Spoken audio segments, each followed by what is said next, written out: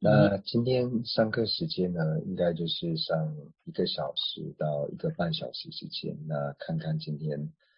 的进度，因为荣琪今天呢要离开加拿大，然后呢会去瑞士休息几天，那之后呢就会回到印度，所以上课时间就看看。我们在上课之前呢，还是先观修皈依和发心。那我们首先观修皈依。那我们先观想皈依，那请观想我们的对面虚空有导师释迦世尊，世尊两旁呢是持世还有文殊等八大水佛是围绕。那在他们的下方呢，就观想我们最主要的修心教授是持他幻，持他幻呢是出自于吉天菩萨的路行论，所以我们观想吉天菩萨。那吉天菩萨的四周呢是龙树还有无所等26庄严，或是17大万智达等印度的传承祖师围绕。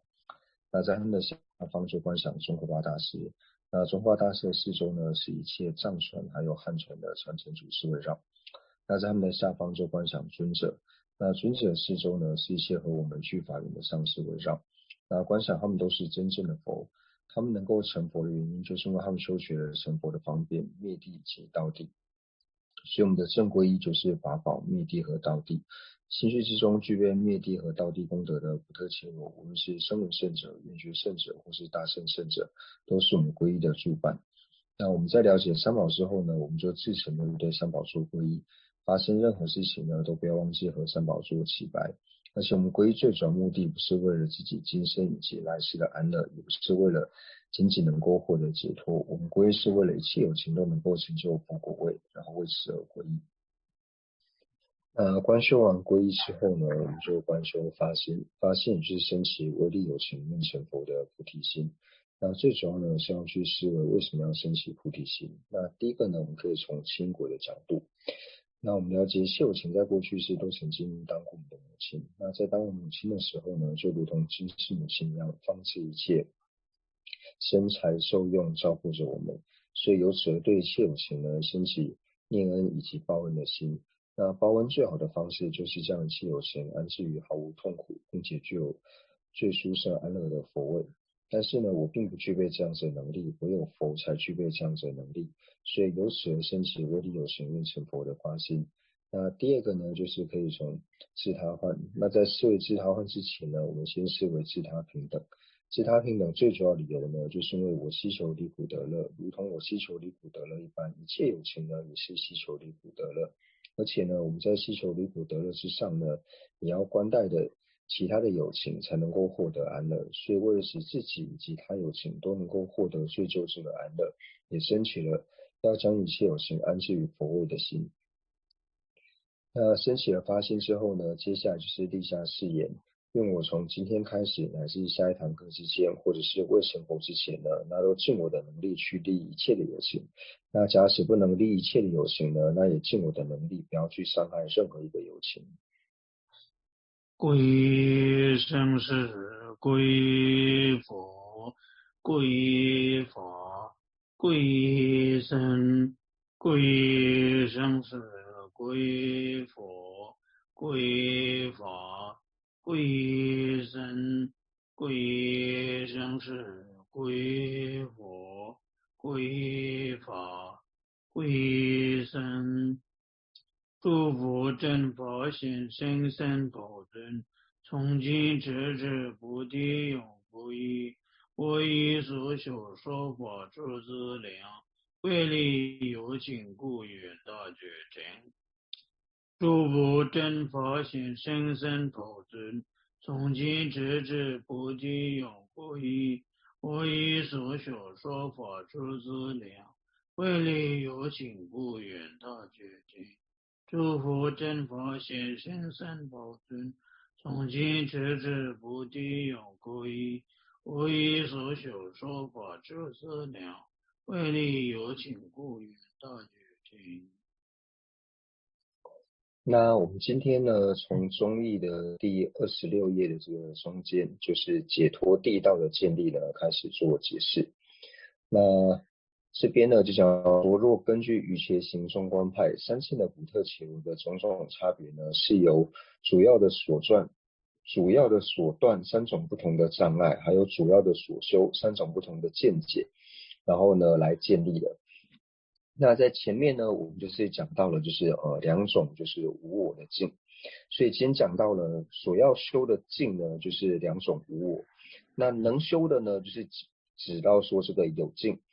能修的有境呢，就是通达2种无我的这个了知，就是通达人无我的了知，以及通达法无我的这个了知。那透由修习这个人无我以及法无我的这个了知，依次修行之后呢，他能够获得怎样的果位呢？那可以获得3种不同的这个果位。所以呢，地道的建立呢，就是在从这边呢开始做解释。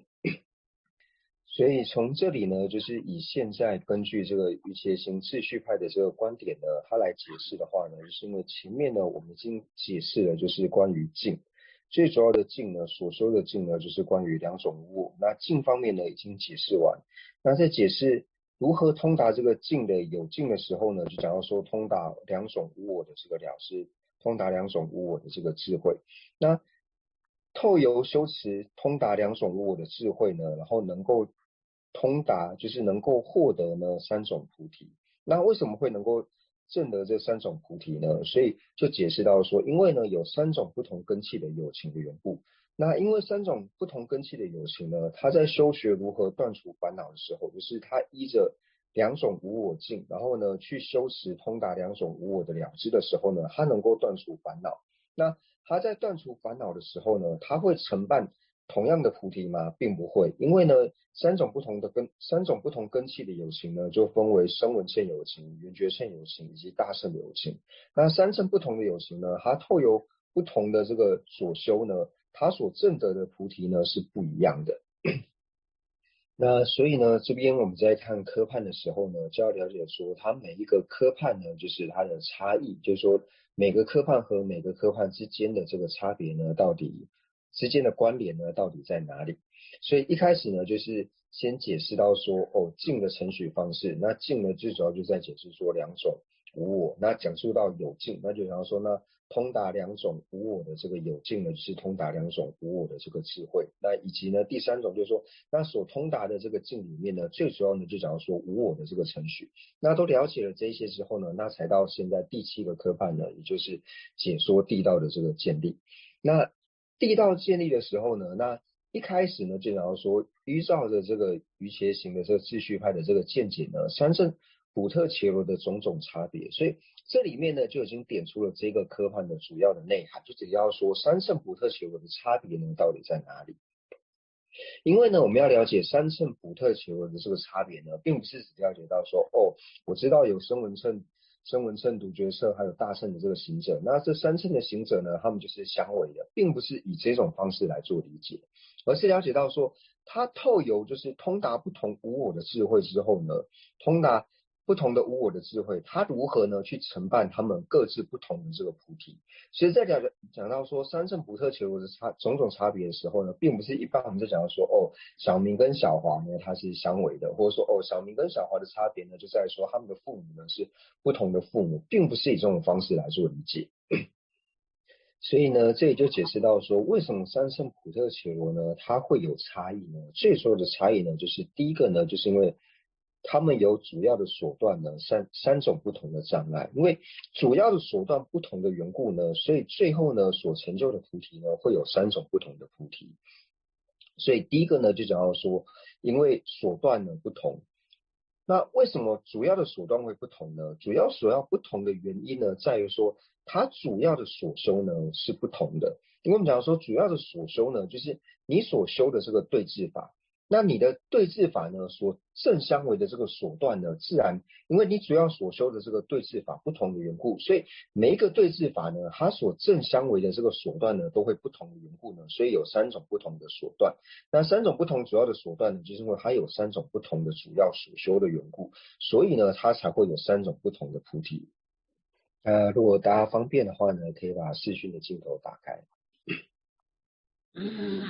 那接下来呢，就解释到说，那这3种不同的普特伽罗呢，三乘的普特伽罗呢，它的主要手段及所修有什么不同呢？因为呢，具有声闻种性者呢，以直持呢，就是真实独立实体的这个分别呢，以及这个分别的这个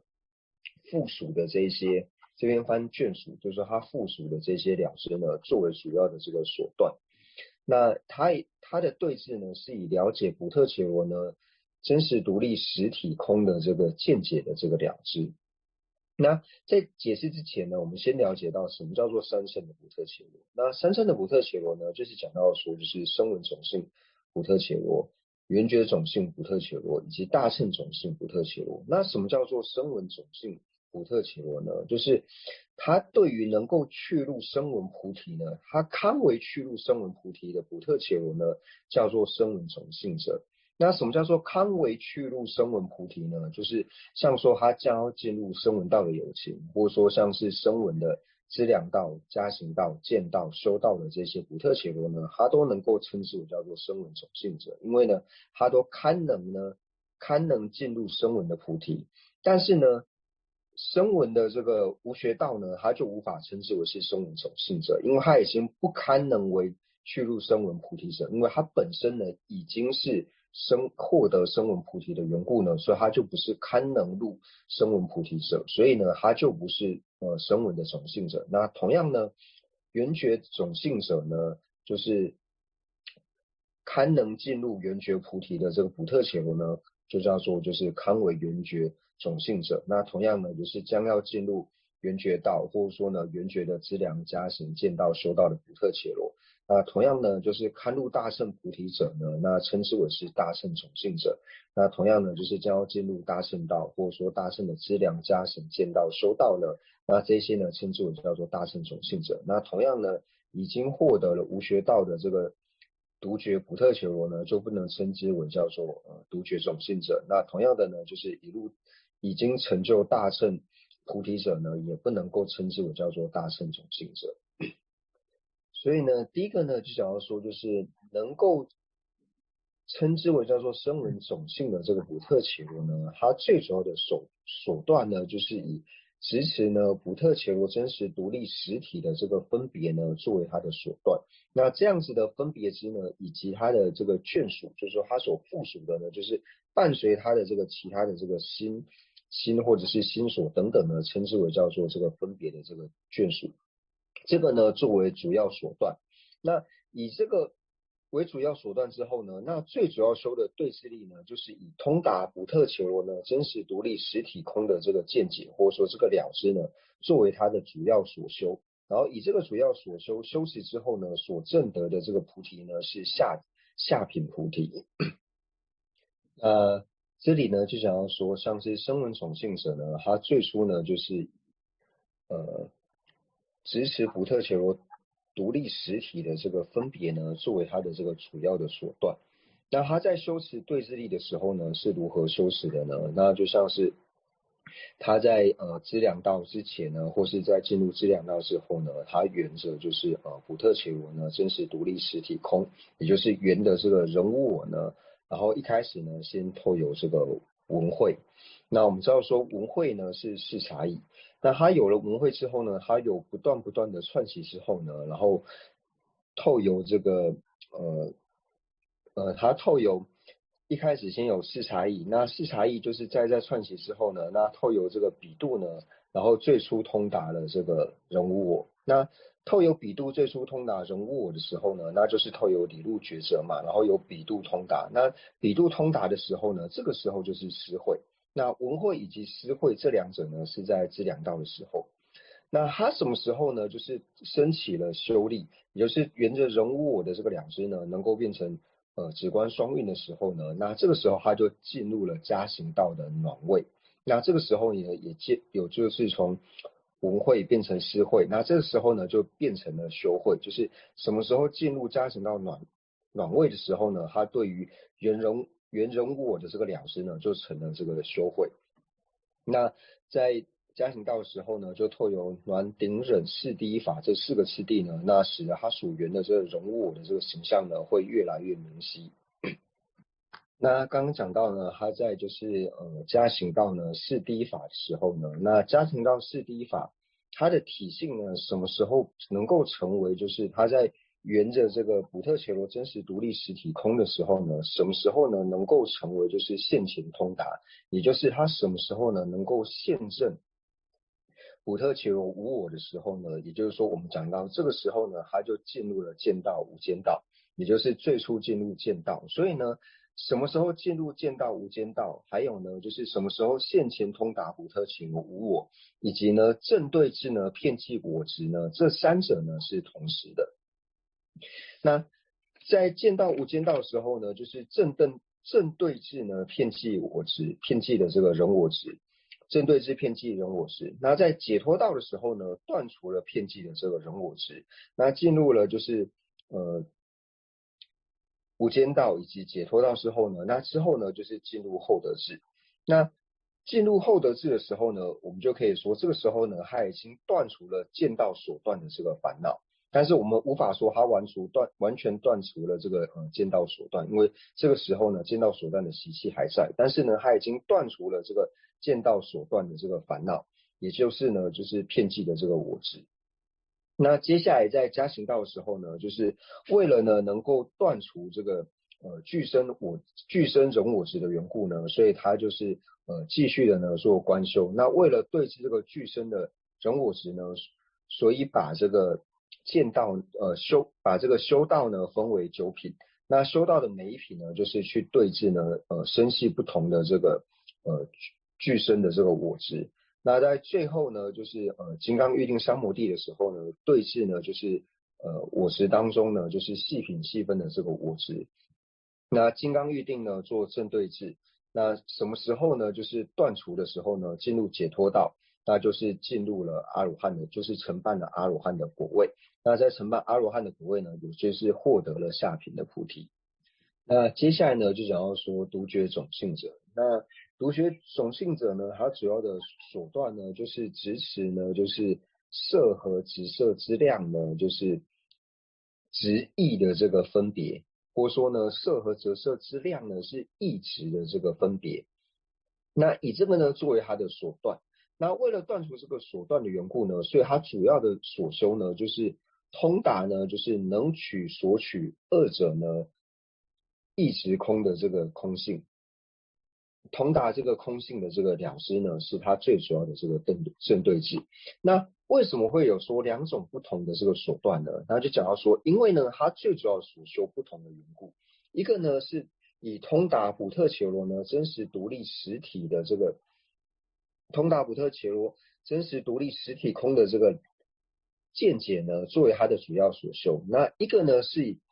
色和直色之量呢，一直空的这个见解呢，作为它的主要的这个所修。因为主要所修不同的缘故呢，所以这个主要所修的这个正对治的这个所断呢，就会不同。那所以同样的呢，就是独觉种性的补特伽罗呢，它是如何去修持这个色和直色之量呢？就是一直空的这个见解，它是如何去做修持的呢？那同样的，一开始呢，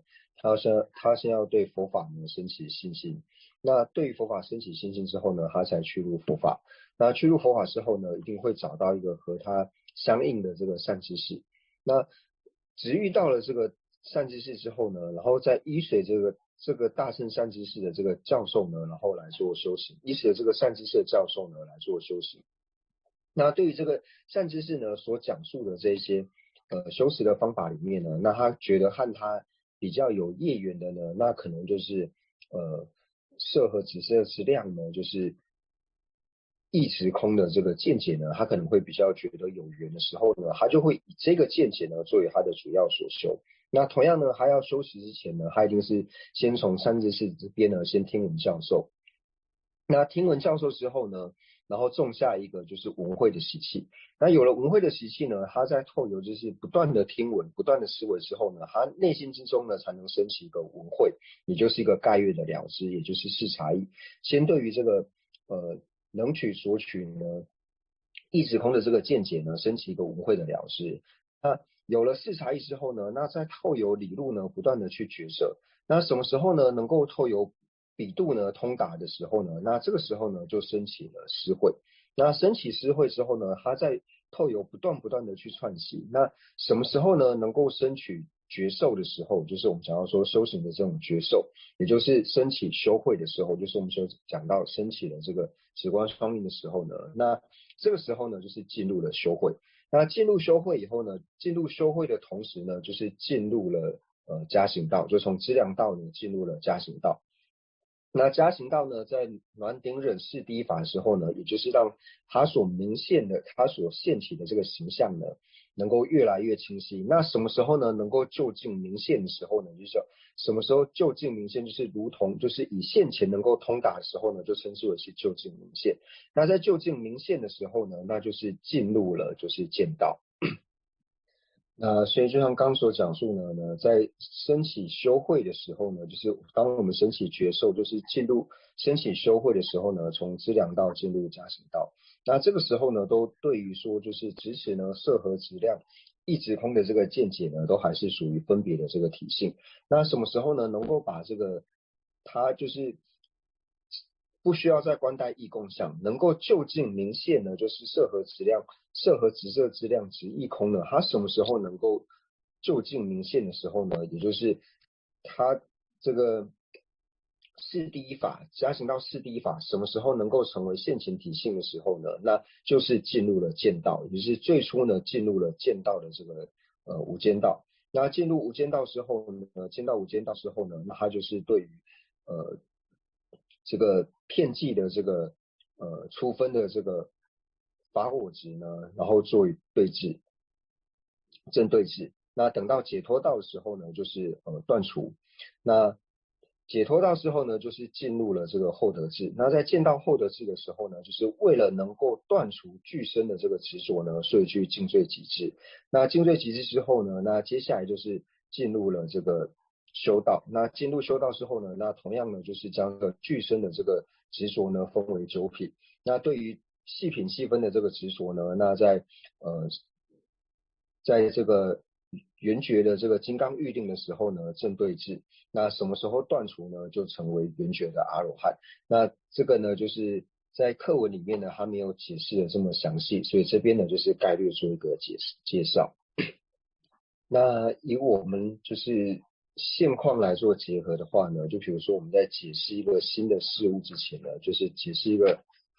这个人之前没有看过的东西。那在跟他做解释的时候呢，一开始一定是先用讲述的嘛。他说哦，有一个这样的东西，比如说这个人他从来没有看过瓶子，那我们就跟他解释的时候呢，就说哦，有一个东西呢叫做它有怎样的作用，它能够大腹扁足，然后它能够装水，然后有这个作用的这个东西呢，我们把它称之为叫做瓶子。那这个人呢，他最初听到的时候呢，他就升起一个大概的了解，原来这个东西呢有一个叫做瓶子的这个东西，那这个呢就有点类似升起了文慧。那有了文慧之后呢，他又不断的呢去思维，因为别人跟他讲的越解释越清楚嘛，然后内心呢他能够升起，就是透有这样的抉择之后呢，他内心能够升起的决断，原来只有叫做大腹扁足能装水这个东西呢叫做瓶子之外呢，除此以外的东西呢都不能够称之为叫做瓶子，像是能支撑梁的具有能支撑梁作用的这个呢，它并不叫做瓶子这个东西叫做柱子，所以呢这些是不同的，所以唯有大腹扁足能装水呢，这个叫做瓶子。那这个时候呢就有点类似升起了思慧，就是因为他对于说瓶子是什么东西呢，他升起一个决断。那等到有一天呢，我们就跟他说啊，明天呢我带你去看呢什么叫做瓶子的时候呢，那他眼睛呢就是现前看到什么是瓶子的时候呢，那这个时候就是他现证瓶子。所以这种呢就类似一个就是像我们刚刚所讲述的这个观修这个最主要的这个主要所修的一个次第。那虽然说他一开始只是透由这个比度呢，就是通达瓶子，但是他也可以透由他一而再再而三的去思维的时候呢，他对于这个瓶子的这个形象呢，也会明显的越来越清楚，就是越来越清晰。那会有这样子的差别，虽然说是分别心，但是在显现的时候呢，它也是会有越来越清晰的这种作用。那等到这个人呢，就他现前呢，就是见到瓶子的时候呢，就有点类似，就是我们进入了这个见道，就是现前通达瓶子。那虽然说他已经呢，就是直接看到瓶子，知道瓶子是什么之后呢，但是他还是有很多对于瓶子的这个疑惑呢是没有断除的，就是说这个瓶子呢，它到底是它的材料呢到底是什么？那它的做工呢到底怎么做呢会做的比较好？或者说呢这个瓶子呢最初呢是谁做出来的？是谁来做命名的？就是他对于这个瓶子呢还是有很多的这个疑惑。虽然说他已经现前就是知道什么是现前通达瓶子之后呢，他还是能够对瓶子有很多的这个疑惑。那为了断除这些疑惑呢，就有点像，就类似这个修道所断。那什么时候呢？他能够就近了解瓶子之后呢，就是他对于瓶子呢再也没有任何的这个疑问，就是什么东西能够做成瓶子，或是以什么样的材料做瓶子呢能够做得最好。然后呢，谁是最初发明瓶子的这些人，他对于有关瓶子的这些知识呢，他完全理解了。那这个时候呢，他就有点类似呢，就是获得了这个阿罗汉的这个果位一样。所以呢，就是我们对于瓶子的这个了解呢，初分的这一种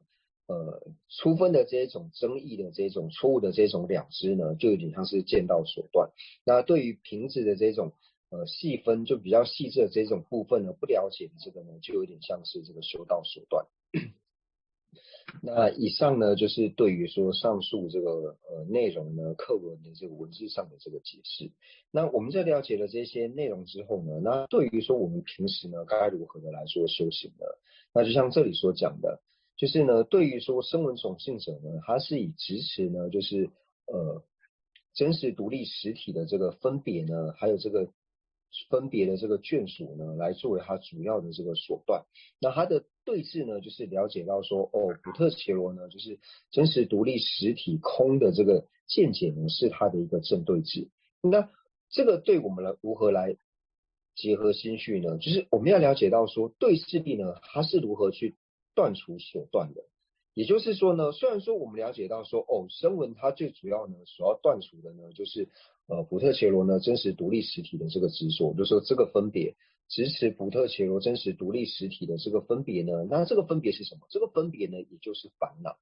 所以我们所要了解的是，我了解了烦恼之后，那这个烦恼在我心绪当中呢，我如何让这个烦恼呢，就是变得越来越微小，越来越微劣呢？我到底该用什么样的方式呢，去让它变小？这个呢，才是能够结合我们志向去的。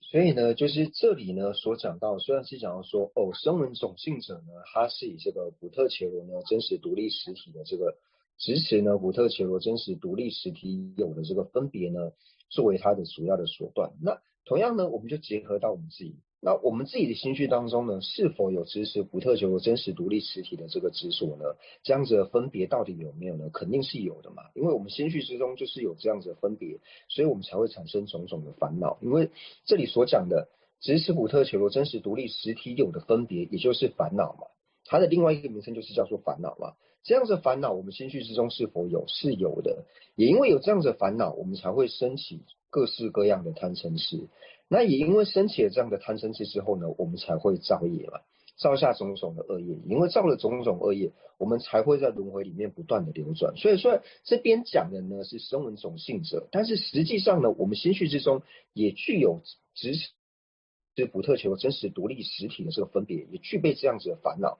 所以我们该如何断除普特伽罗真实独立实体有的这个执着，如何让它的力量变得越来越小？因为我们能够把这样子的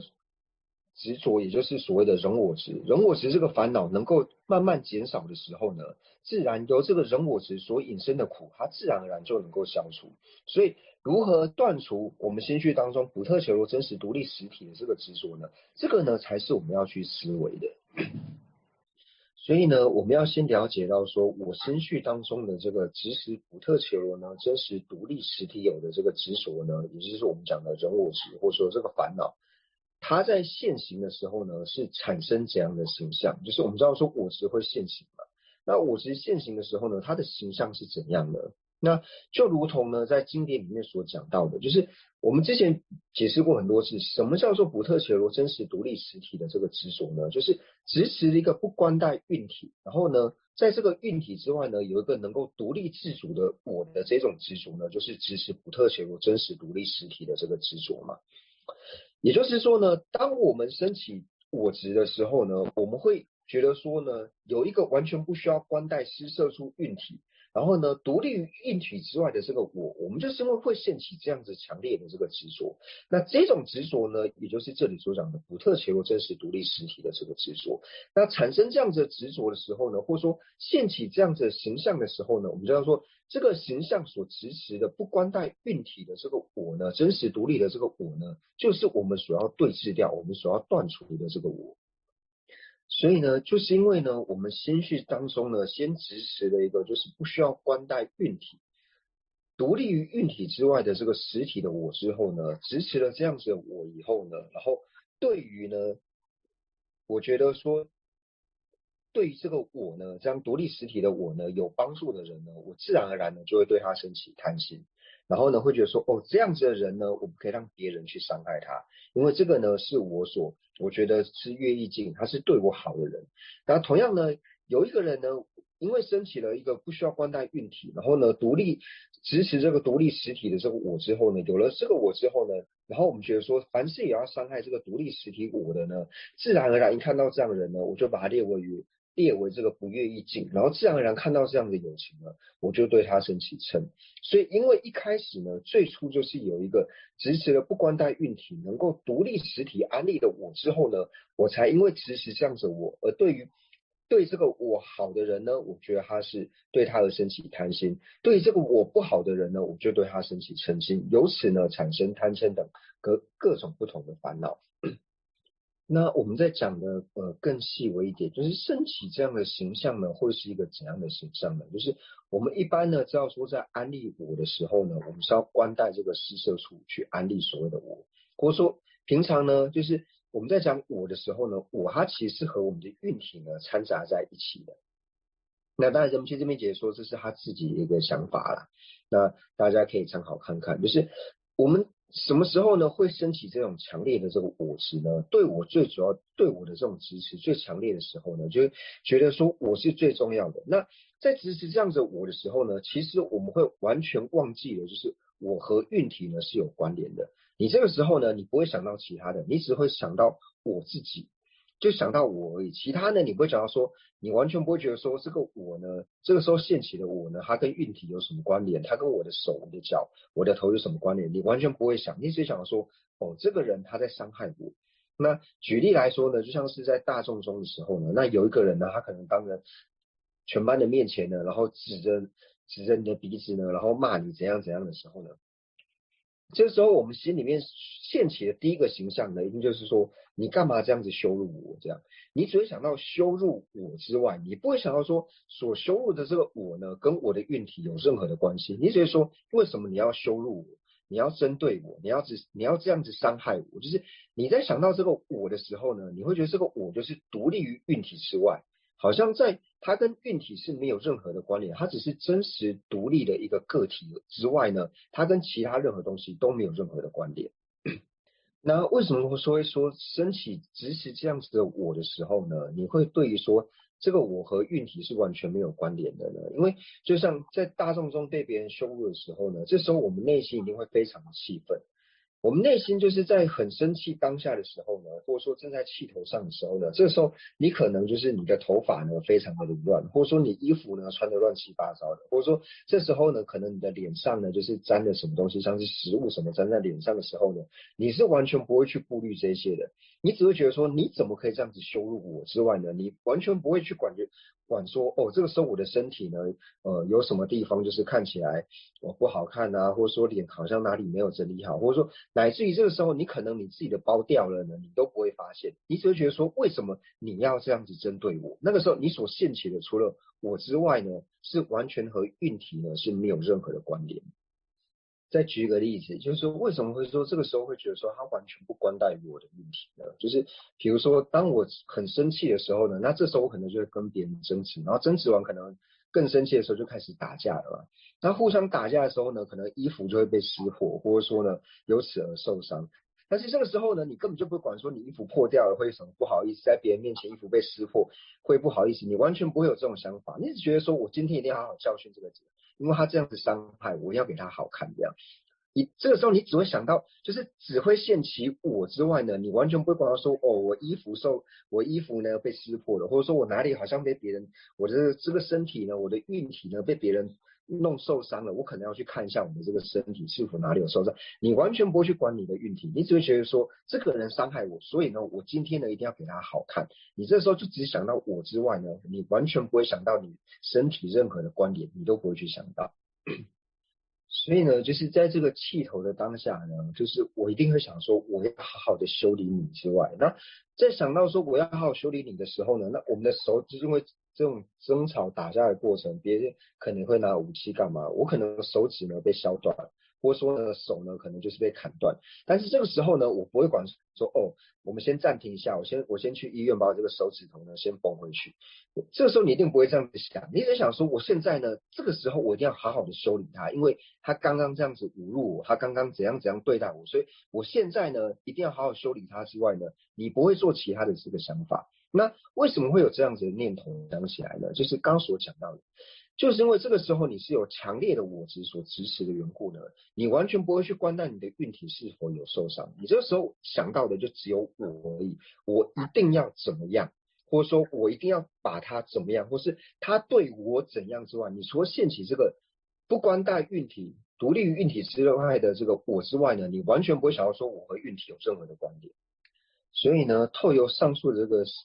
这个例子之后呢，我们可以了解到说呢，我执呢它是错乱的。为什么呢？因为透由刚刚我们所讲述的例子，就是当我升起这种强烈我执的时候呢，我就会支持一个就是不关待于运体的这个我。但是实际上呢，我们知道说我们在安利我的时候呢，它是要关待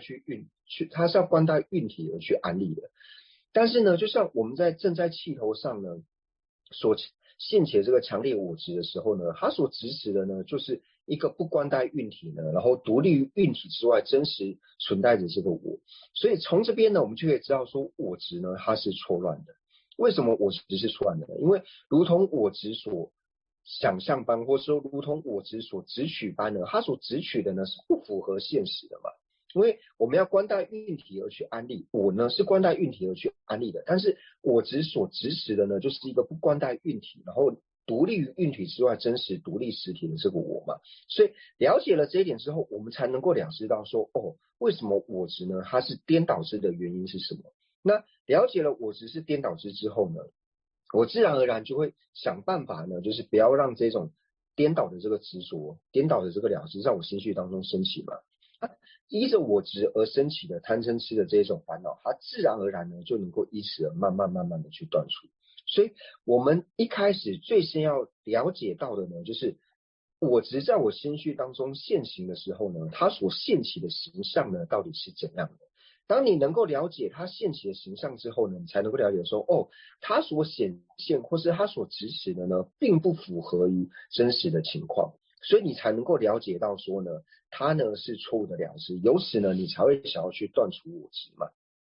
所以这里呢，虽然是说到哦，声闻种性者呢，他是以执持呢，就是不特求罗真实独立实体的这个执着呢，作为他的这个手段。但是呢，我们把它结合到自己相续的时候呢，是要以这种方式呢来做持持。所以不用管说声闻种性者他是如何的呢去支持，或者说他是怎样呢就文字上呢算是这样子描述，但是实际上呢要把这个呢结合到自己的内心，然后自己呢去认明到所谓的不特求真实独立实体有的这个执着呢，到底是如何在自己心绪当中升起，那这样子呢才能够结合相续。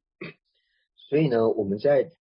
从文字上呢了解了就是不特求的真实独立实体的这个执着之后呢，那在我们心绪当中呢，如何观修呢？就是第一步呢，我们在观修无我的时候呢，一定要先让自心绪当中的这个我执现行。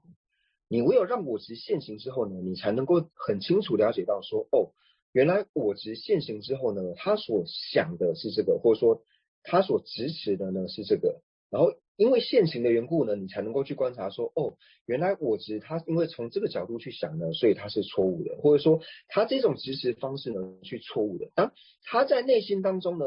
真实现行的时候呢，你去观察到说他哪边他的执持是哪个地方错误，他所想的是哪里错误的时候呢，这个时候我们才能够了解到我执的过失嘛。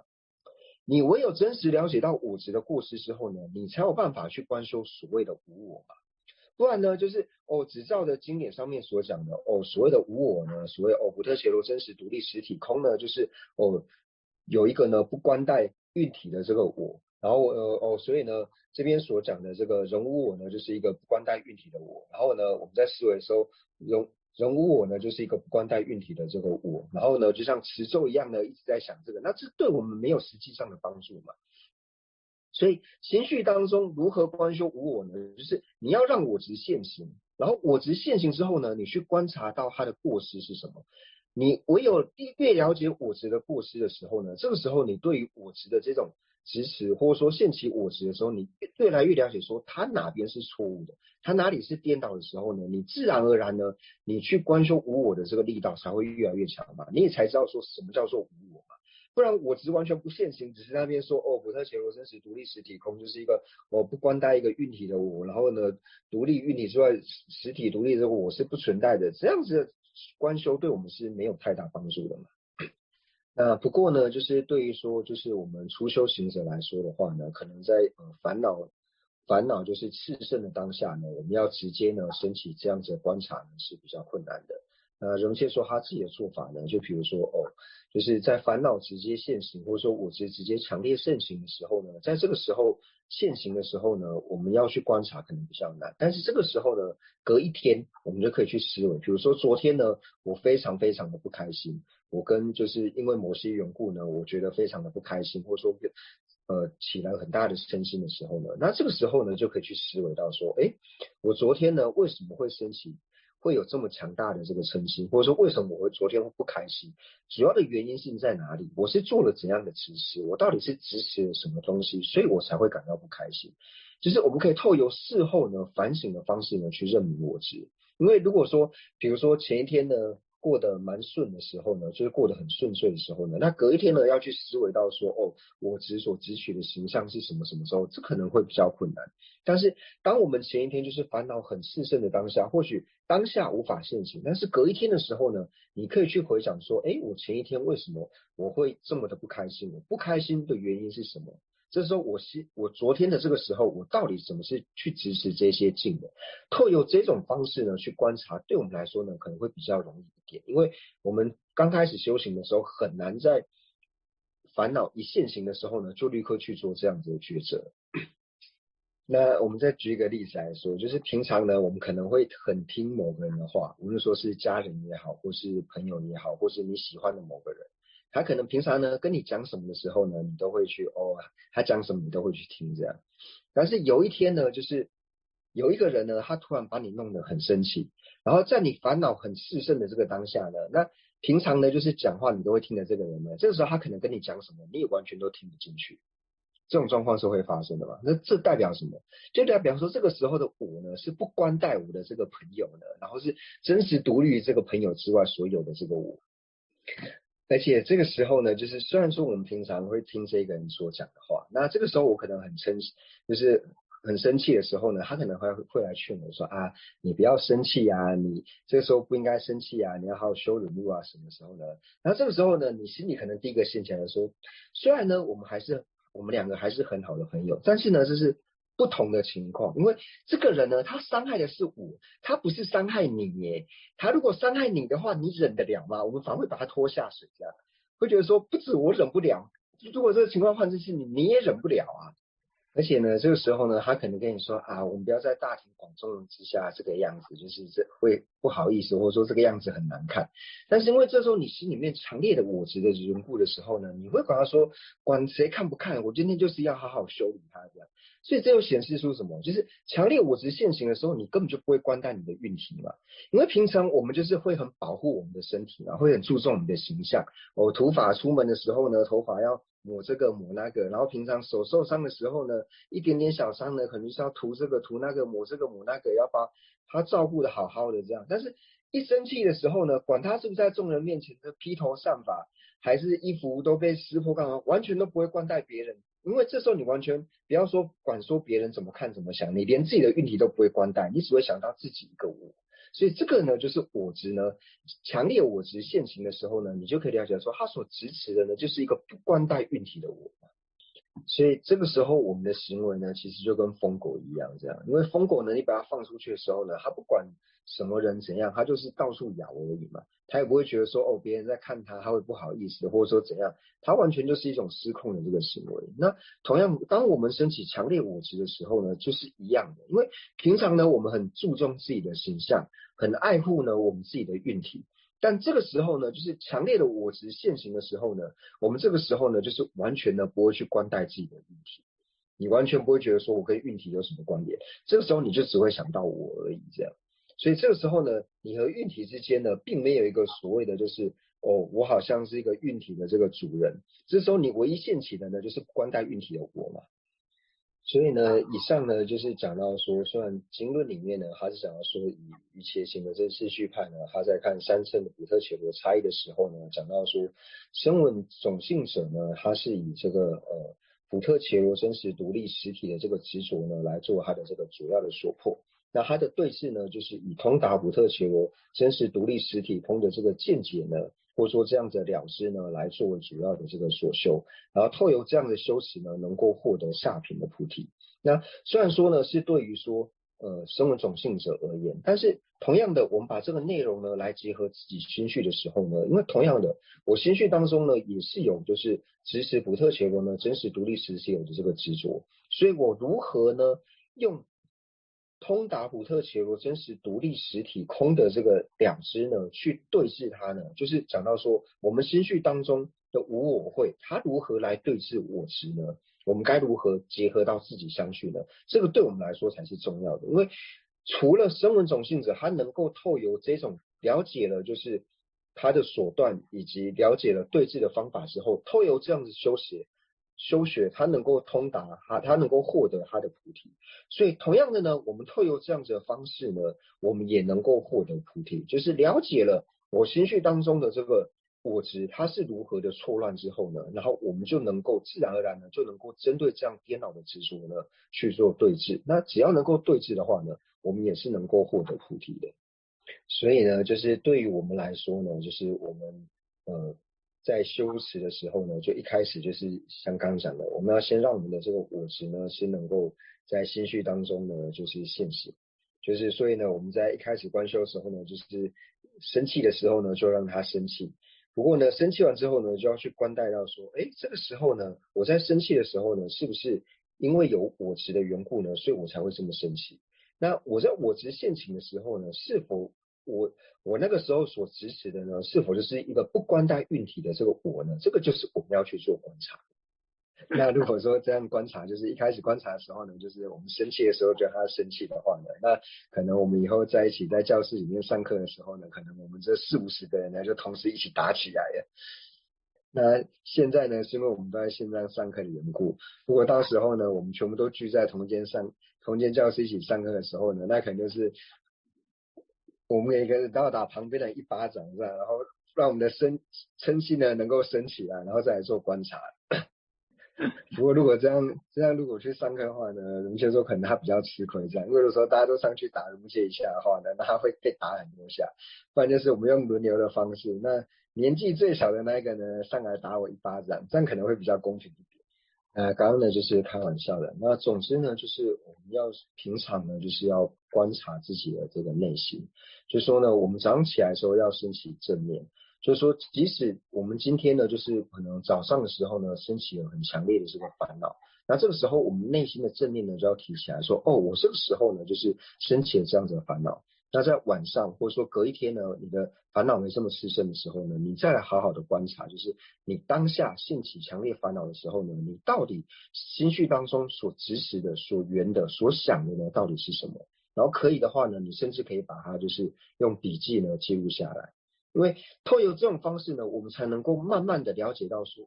我心绪当中我执现起的时候呢，它到底是怎样？我执的过失到底是什么？就是我要了解我执的过失之前呢，我一定要先知道说我执的体性嘛，就是你要先认明到所谓的这个烦恼到底是什么，烦恼的体性为何。不然说呢，我今天呢要去教训一个人，但是呢，我连我要教训的这个对象长什么样子呢，我都不知道。那出去的时候我到底是要教训谁，我也不知道嘛。所以一开始对于说我执到底是什么呢，或者说烦恼到底是什么呢，我们要先认明清楚。那最好的方式就是在烦恼，就是早上每天先意念，意念之后呢，然后就是内心先能够就是把这个正念的这个种子呢先埋藏住。那即使在嗔心强烈的时候呢，这个种子也不要消失，就是要提升自己，就是说我今天晚上或是隔一天的时候呢，我要好好的观察，就是我现在内心的相状如何。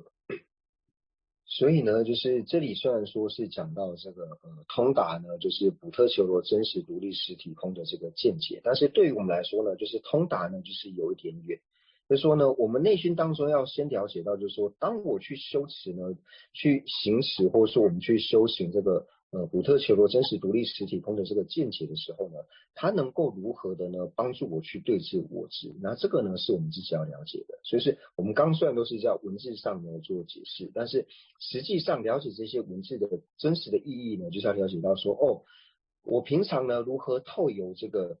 就是知道呢补特伽罗真实独立实体空的这个见解呢，了知了这样子的见解之后，它如何呢能够帮助我去对治我的我执，让我心绪当中的这个烦恼呢能够越来越小，这是我们要去修学的。那第二个呢，就是讲到说，就是执持呢，就是色和直色之量呢，就是一直空的这个见解。那我们知道说，这个呢是唯识中呢它最主要的一个见解嘛。那以就是现在瑜伽行秩序派来说呢，这个对他来说也是主要的一个所修，因为像法床大师呢就把色和直色之量呢，就是一直空呢，把它称之为叫做初分的这个色和直色之量直意的这个执着呢，叫做初分的这个所知障。那有的呢不会把它称之为叫所知障，那像是法从大师呢，也是把它判为所知障，不过呢是把它判为这个初分的所知障。所以同样呢，我们前面呢就是在解释到说，哦，什么呢叫做直色色和直色之量一直直持色和直色之量一直的这个见解呢，这个执着呢到底是什么？那同样呢，我们了解了这个执着之后呢，我们要把这个执着呢，就是和我的内心相结合，就是了解这一点之后呢，它如何呢去灭除我心绪中的这种所断。那接下来呢，就是想请问有没有些像这样子的思维，好像随时随地呢都可以观察？那在还没有升起真实出离心之前呢，是否能有很大的帮助？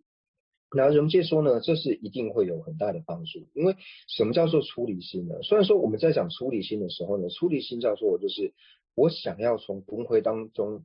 脱离出来的这个心叫做出离心嘛。那从轮回的什么当中脱离出来呢？就是从轮回的痛苦当中出来嘛。那虽然说我们讲的是轮回的痛苦，但是轮回的痛苦指的是什么呢？轮回的痛苦并不是讲到说三恶趣的这种痛苦，因为三恶趣这些痛苦它是果。它是什么的果呢？它就是果执的这个果。所以我们讲到说，从轮回当中的痛苦脱离出来呢，你所要脱离的轮回的痛苦呢，就是指到说你要断除我执，或者是断除烦恼的这个心呢，叫做出离心。那就像刚讲的，那如果呢，我想要从轮回的痛苦当中脱离出来的时候呢，那最主要呢，我们第一步呢，就是要去思维到说，为什么我会在轮回当中流转？流转最主要的原因就是我执嘛。所以你要先去了解到我执的过失是什么。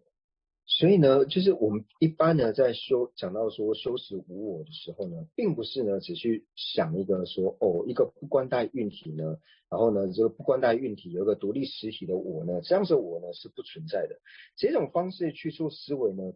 并不是真的圆满去修持无我的这个见解。我们想要圆满修持无我的见解呢，就是除了说了解到说哦。有一个不关带运体独立于运体之外的这个实体的我是不存在的之外呢，我们最主要呢就要去观察我执的过失。你唯有了解了我执的过失之后呢，然后再去思维有一个不关带运体，然后呢独立于运体之外的我呢是不存在的时候呢，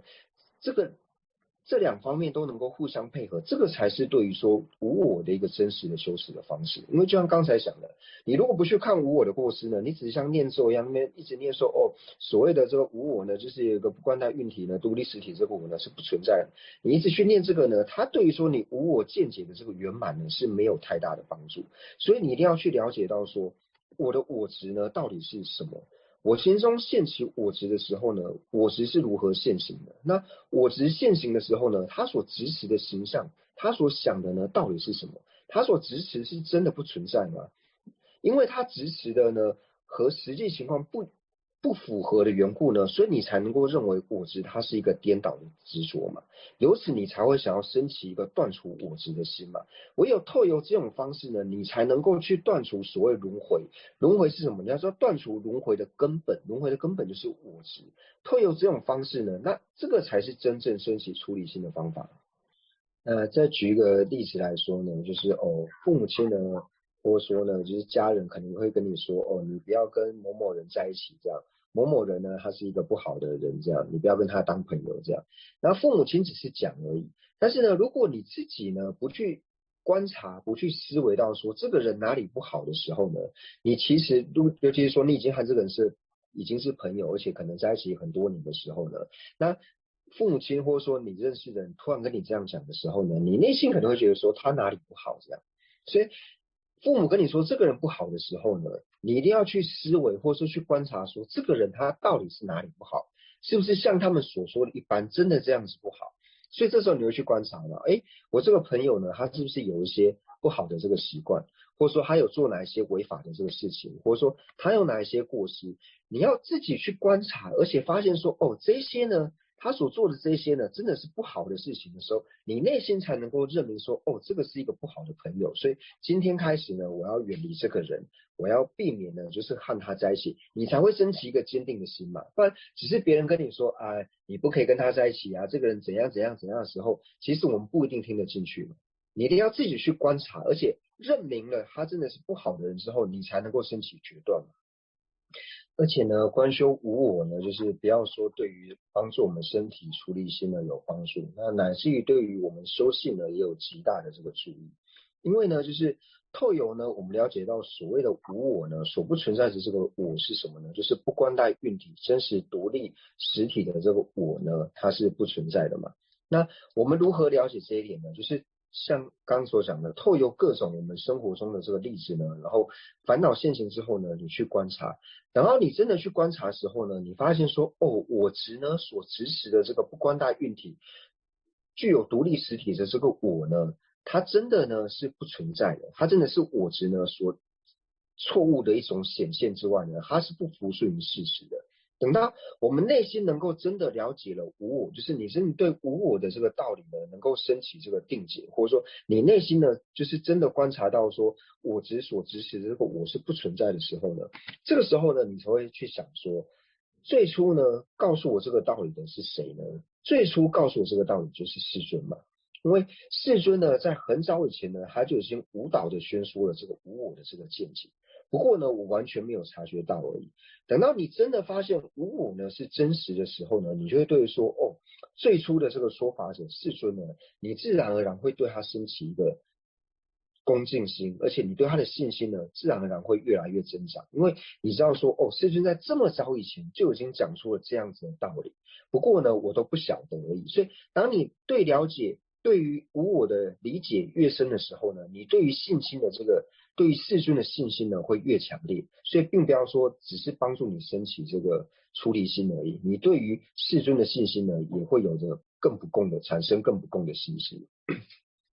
所以呢，我们对于世尊呢升起信心呢，或对于世尊呢升起这种不退转的信心呢，就是了解了世尊所说的这个教法之后呢，我们才能够对于世尊呢升起这种不共或者说不会退失的这种信心。像宗喀巴大师呢，他造这个缘起赞，我们知道说宗喀巴大师造缘起赞，最主要呢就是看到了世尊的恩德，看到世尊怎样的恩德呢？看到世尊呢，他宣说缘起呢是真实无欺、真实无误的时候呢，由此而对世尊升起了这个不退转的信心，所以才造了这个缘起赞嘛。所以如同于此呢，我们也是一样的。当我们能够真的了知无我的道理之后呢，你对最初呢宣讲宣说这个无我见的这个世尊呢，你自然而然就能够对他升起不共的信心。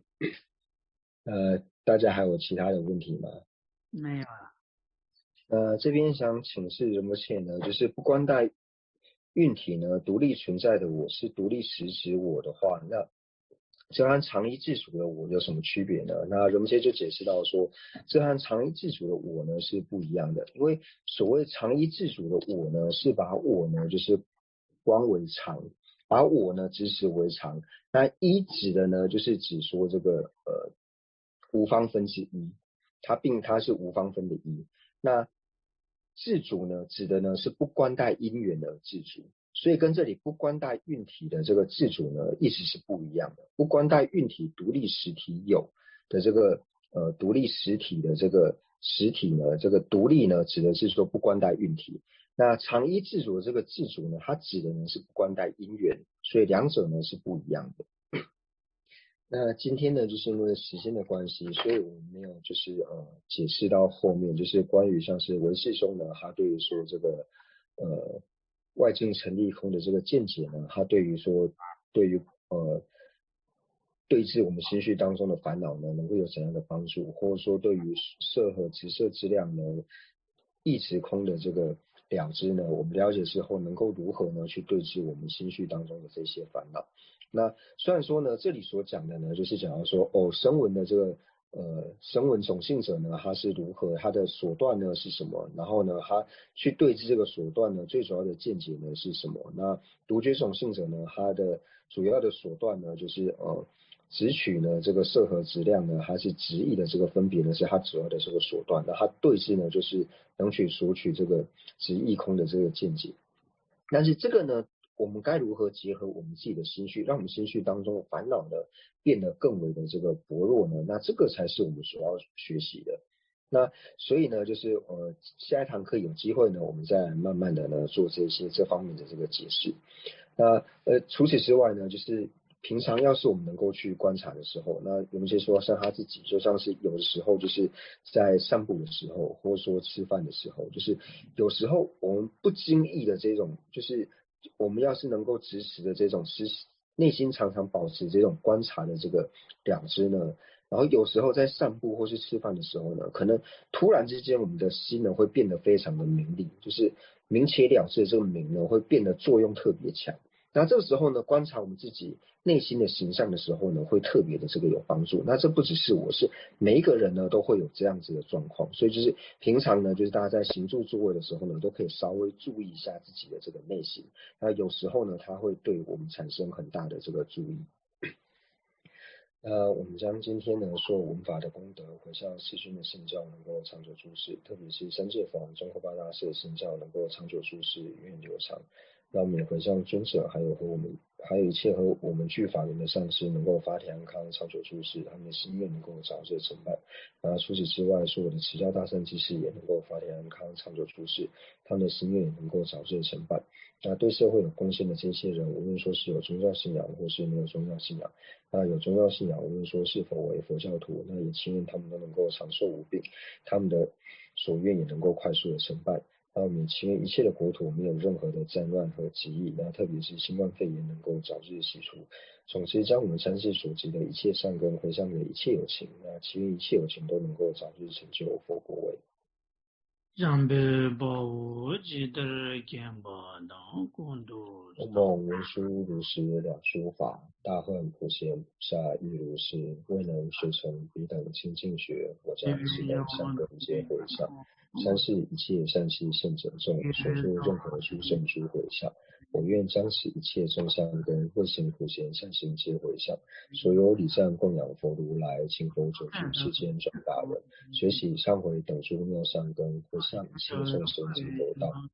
愿此学令环绕国土中，一切地狱安乐根源处，观音自在天津甲受尊，莲足坚处直至三有尽。至亲显密教法册，善持为生顶上缘，皆会礼上师业缘，众生导师愿久住。祈愿至尊上士及长寿，净山事业广传十方界，显会教法明灯十三地，消除有情黑暗常安住。总之愿定善事皆欢喜，并以获得佛意之广闻，如来圣教遍扬于十方，修行所作妙善皆救治。吉祥上师愿长寿，偏虚空界生善乐，自他尽罪而及之，快速成就佛果地。父母有情具安乐，一切恶趣横时空。菩萨任谁住何处，彼等心愿皆成办。乃至有虚空以及众生住，愿无诸世间，尽除众生苦。